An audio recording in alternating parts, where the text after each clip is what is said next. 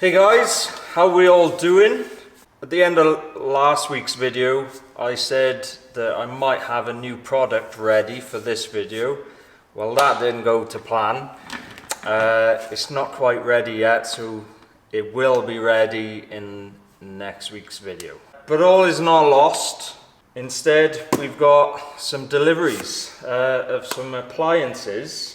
And the reason why I've got them now, before anything is built on the inside, because I've mentioned before I want rear sliding drawers coming out the back.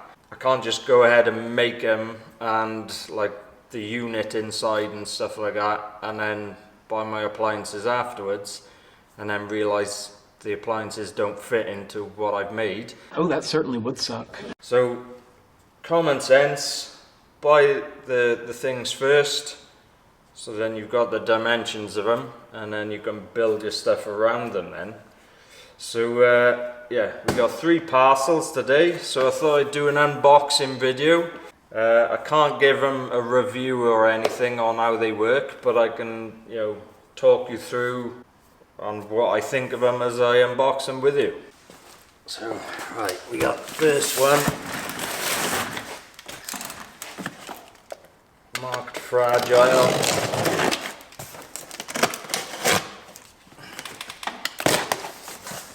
There you go. So this is my stove. Now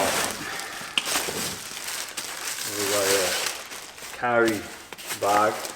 This is by the brand Cadac, I don't know how you pronounce it. I haven't got a clue. And I've gone for the 2Cook 2 Pro Deluxe. So there's the box. It's a 2-burner stove. Runs on little bottles of gas.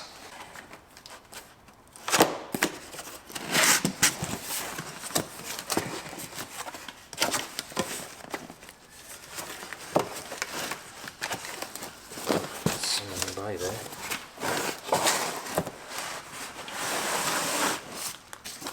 Oh. Little connector and a spanner.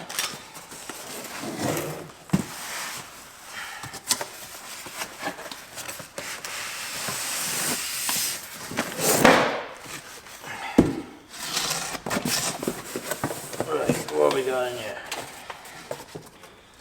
This is the box. First of all, we got 2, what do you call them? Griddles or something? I don't know. So you can cook meat on top of there and get that nice char grilled look, I suppose. I ain't got a clue, I'm rubbish at cooking. So you got 2 of them.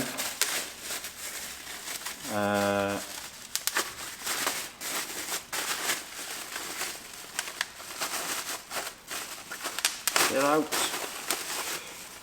Right, so you got one smooth and one got the grooves on it. And then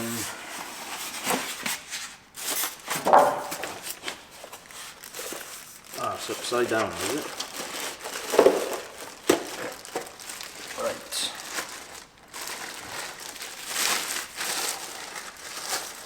And then here we've got the actual stove.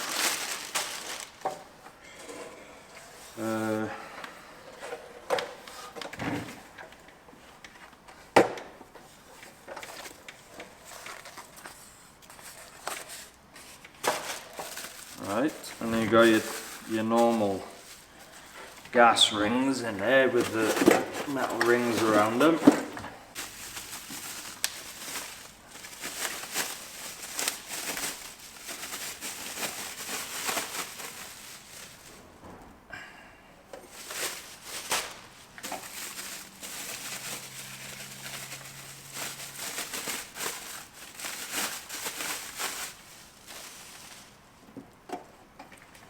So yeah, here's the 2 Cook 2 Pro by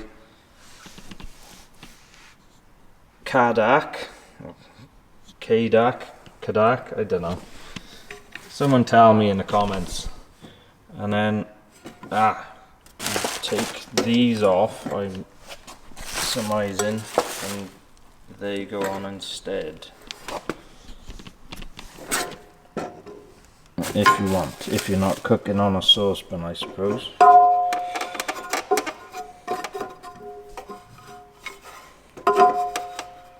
There we go. Right, so first impressions of the 2 Cook 2 Pro. Well, originally I was just gonna go for a, cheap, non-named brand, but I'm kind of glad that I went for this one. I seen it a few other campervan builders, companies were using them, so I thought, well, they must be good if they're using them on every one of their vans. And friends of ours have just got the I don't know the specific model name, but it's like a barbecue version thing on legs. They've just got one of them and they highly recommended it. So yeah, I went for one of these. Cost a little bit more, but first impressions, looks really well built. Does that close? No, that doesn't close on there. And yeah, you got your choices, different choices for putting things on. Obviously I can't show you it working yet, so that's as far as my review goes. Oh, that sucks. Because I haven't got the gas bottle yet. Another reason why I've gone for a portable stove is because it's a small van. In my opinion, you shouldn't really be cooking inside of one of these size vans, because they're only like a weekend van. If you want to boil a kettle and make a pot noodle or something, then yeah, fair enough, but I don't really agree with having stoves on the inside, fixed ones. So the idea of having a portable one like this is to have an outdoor kitchen, and then if the worst case happens and it starts to piss down, then you can quickly pick this up and put it on the counter inside and carry on with your cooking if you really need to. That's my thoughts on it. So right, that's the 2 Cook 2 Pro. Happy with that. I'll do another video when I've got gas and it's all up and running and stuff. Open the next one up then.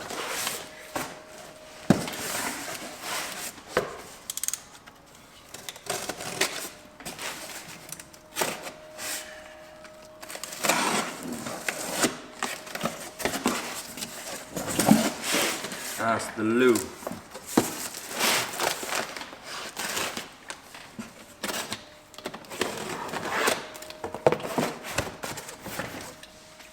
Right, so this one I've gone for, let's put that over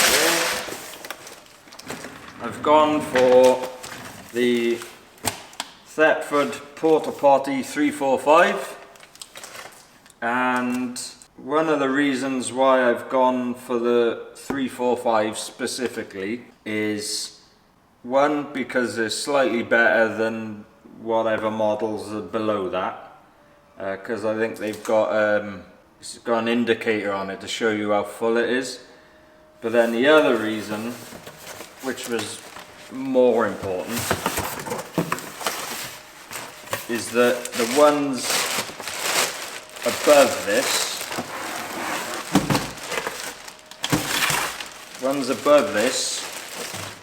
are taller in height.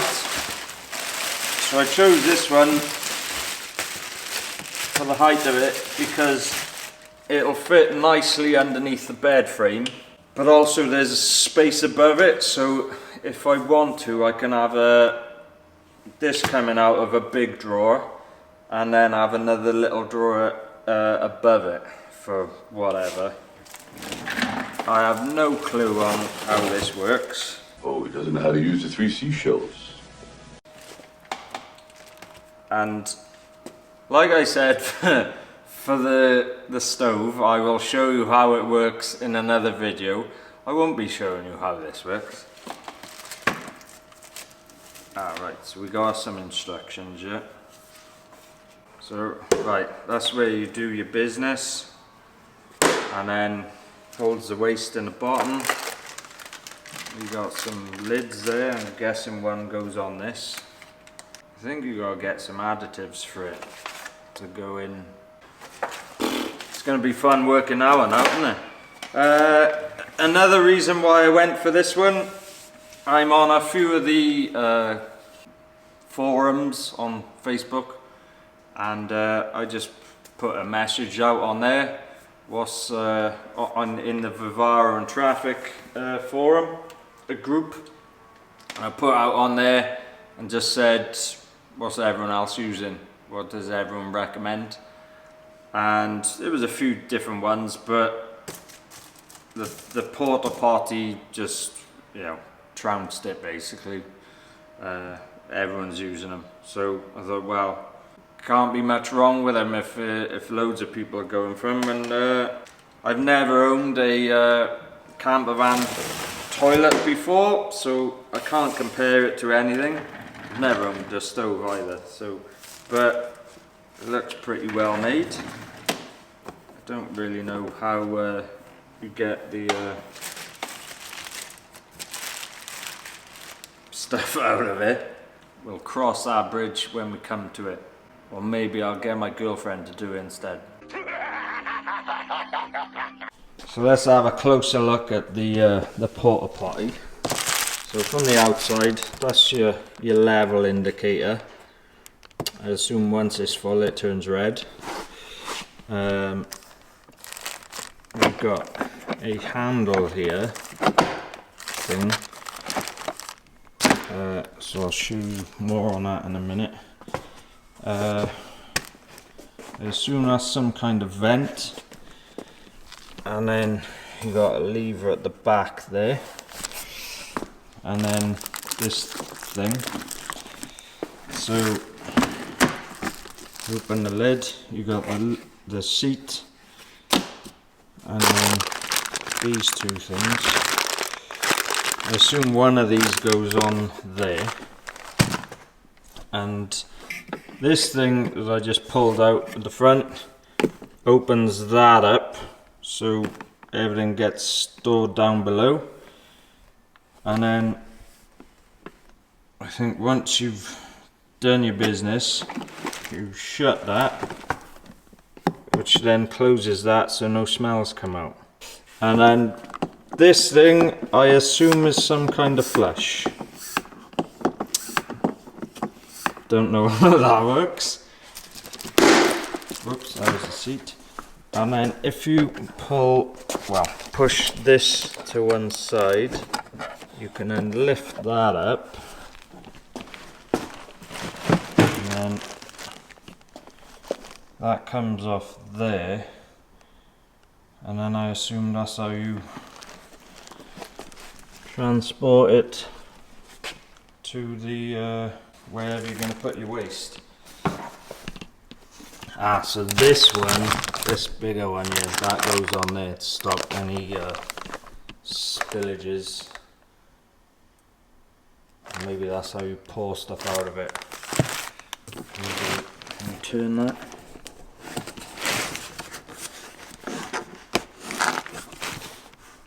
Yes, you can turn that, and that's how you empty it. I'm not sure what this button does here though. So if I pull this lever, watch now. Voila! Yeah, I don't know what that does.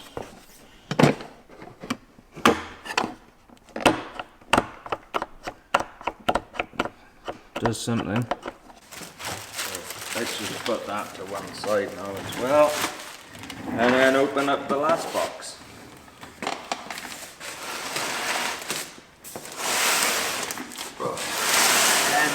is this? Oh, I spilled my tea all over it. Put that down there.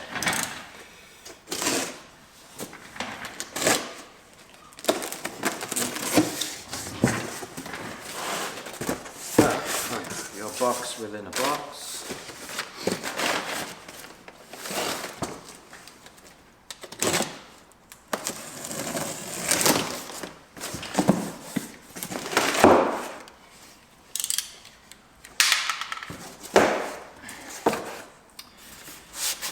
Right, so we got our fridge now.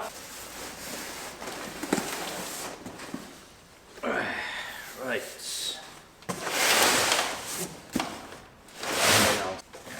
For my fridge, I have got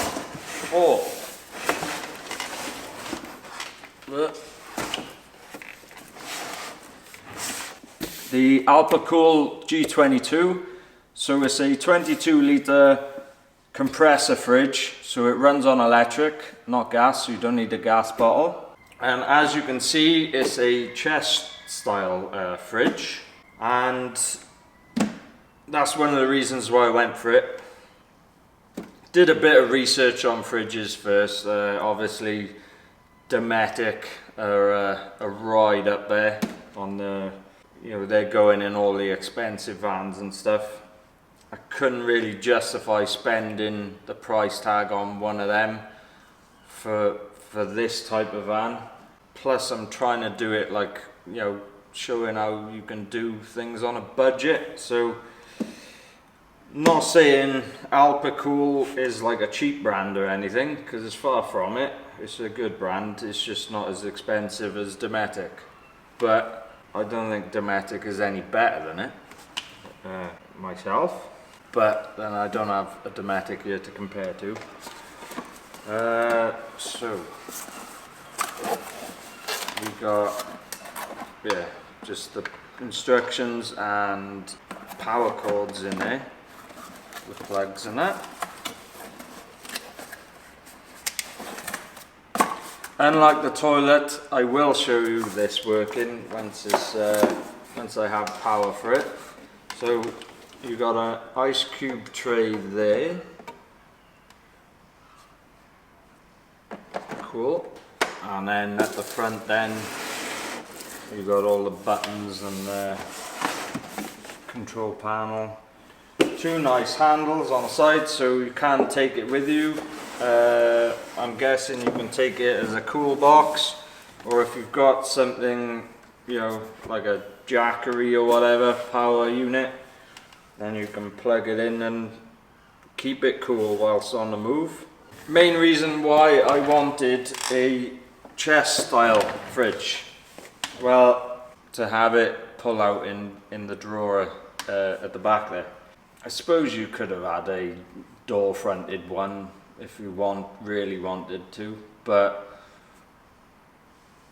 it makes more sense to have a chest style. You pull the drawer out and lift the lid up. I hope I'm selling this stuff good to you. I haven't got a clue on that. I've never done a unboxing video before, so yeah. One more reason I went for the G22 as well is the height of it. So when the lid's down, it's pretty much the same height as the toilet. So once it's in its drawer, I can maybe then do another drawer above it. You could put cutlery or whatever in that shallow drawer then. So I'll give you a close-up now. There's the handle on the side, and then the other one. That's where your power plugs in, and then you've got vents here. Got the lid on the top, obviously. In the bottom, I think that's does that unscrew? Oh, it just pulls out, drain any water that condenses in there, or melts rather. Like I said, got an ice cube tray there, so that part must get colder. And then then we got the control panel, got all the buttons there, LCD screen, and don't think there's much more you can show on a fridge.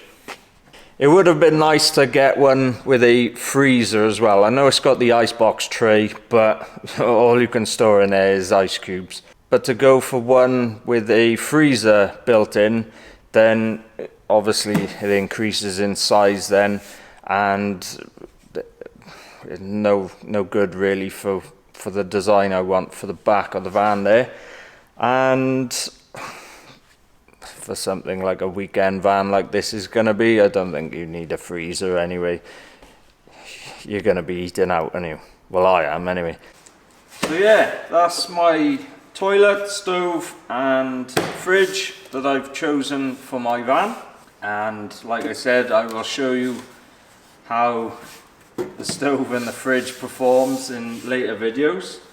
Gotta get them installed and get all the the woodworking stuff made around them first, and yeah, hopefully we can keep a few cold ones in here and cook a few nice meals on this on some trips away, and I'll let you know how they go.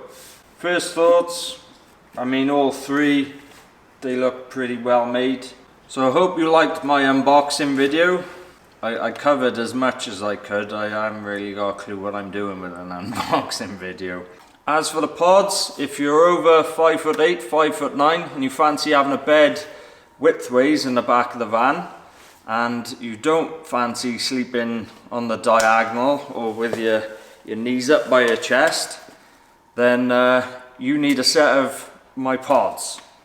And the way you buy them, you can either email me, private message me on Instagram, ring the phone number, or even pop into the unit here, and I will guide you through the whole process once you contact me. All the information is in the description for that if you fancy a pair, or you can check out the previous video which will tell you anything else you need to know on them as well. I'll put the links in the description as well for these three. Obviously I haven't given a review on how good they work, but I can tell you at the moment I'm pretty impressed with them. There's no red flags yet. So if you fancy buying any of these three for your van, then they're affiliate links, so if you click on them and make a purchase, which I hope you do, then I get a couple of pence or something, I don't know what I get, so that would help me out a lot with the van. If I've helped you out in any way, then consider buying me a coffee. Link for that is in the description as well. Only question I had this week was, have the pods affected the driving or the fuel economy? Well, I haven't even driven the van yet, so I can't tell you truthfully, but it's not the first van in the world with side pods fitted onto it. Like I said, they do these for the Sprinter, the Crafter, the big Transits. They're all driving along with no problems. For you to actually see a difference on this, you would have to do some really in-depth tests, I reckon, because for the normal person I don't think you're going to see any difference at all in fuel economy, because it sticks out no more than the wing mirror.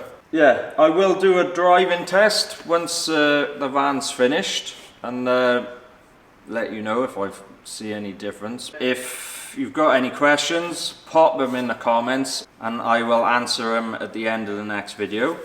One more thing, I've got a question for you guys. So this is my first YouTube channel. I've actually got a second YouTube channel as well. I'm also an artist and I mainly do airbrushing. Obviously totally different to campervans, so I made a second channel for that. But I have a third subject where I want to film videos on, and I touched upon it before with videos on my pickup truck.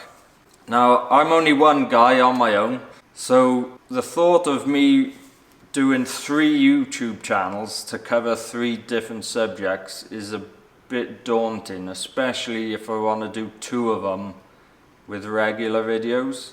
So my third subject, or whatever you want to call it, is cars. I've got quite a few project cars, and it would be talking through the builds of them in the same way that I'm doing a campervan. Originally I was going to do 3 channels. Well, I don't know whether I can actually pull that off, you know, to keep people happy and keep people tuned in. So my idea, and this is what I want to ask you guys who are interested in campervans. I upload every Sunday, or try to, so I only ever upload on a Sunday for campervans. If I uploaded, say, like on a Wednesday with car content, the people interested in campervans would not necessarily want to watch that, so they don't have to view that on a Wednesday. They can just wait for the Sunday's video to come out, and the same thing for the people interested in cars, they just watch Wednesday's videos. You guys, do you think that is a good idea, or would that piss you off? Or do you think I should just, you know, keep this to campervans, this channel, and do cars on a separate channel? Or would my different contents on different days work just on one channel? What do you think? Because then rather than having to grow 2 channels up, I can then just, you know, the views and the subscribers of 2 different contents can work just on one video. That's my thinking anyway. That's my conundrum at the moment. I'd like to hear your thoughts on that. What do you think of my idea? Whether you think it's stupid and just pull your finger out, Jazz, and put the hard work in and do 3 channels. So yeah, let me know your thoughts on that. So that's it for now. Just going to leave it there. Everything you need to know is in the description. One final thing before I go. The channel hit 500 subscribers the other day. I didn't think I'd actually get here that quick, if I'm honest. I know there's loads of other channels there that to do with campervans are smashing 500 subscribers in days compared to me, but that's them and this is me. Can't thank you enough for that. On to the next 500, I hope. On that note, click on the subscribe button and help the channel out, and I will see you in the next one.